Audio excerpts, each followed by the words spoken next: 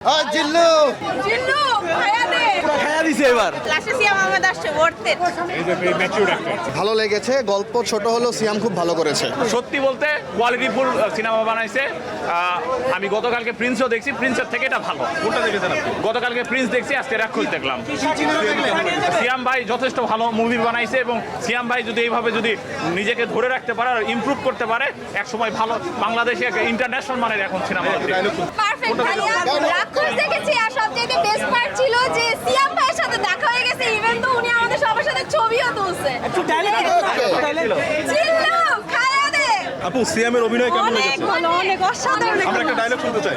জিল্লু খায়া দে মুভিটা ভালো ছিল ভাই, আর মানে ডায়লগ গুলো অনেক ভালো দিছে সিয়াম আহমেদ। মানে এই মুভিতে আমি বলতে পারি সিয়াম আহমেদ তার মানে জার্নি প্রপারলি এবং ভালোভাবে শুরু করলো, মানে একটা বিগ যে ইয়াটা সেটা দিতে পারছে সে।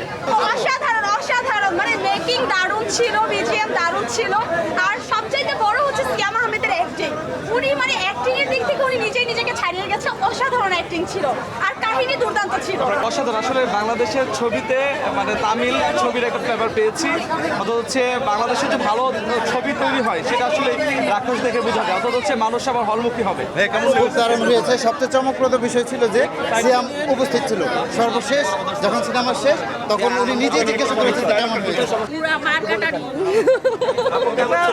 বাংলাদেশে মানে মার্কেটারি যে ছবিগুলো, এটা লাস্ট ছিল বরবাদ, এরপরে এইটা আরো আপার স্কেলে চলে গেছে। সিয়াম ভাইয়ের লুকটা দারুণ হয়েছে, ব্রুটাল একটা লুক। বাংলাদেশে এই প্রথম এরকম মুভি হয়েছে, দারুণ হয়েছে।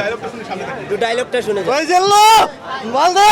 আমি আমার বউকে অনেক ভালোবাসি, কিন্তু সিয়াম ভাইয়ের এই মুভি দেখার পরে আমি আমার বউর প্রতি আরো বেশি ভালোবাসা বেড়ে গেল।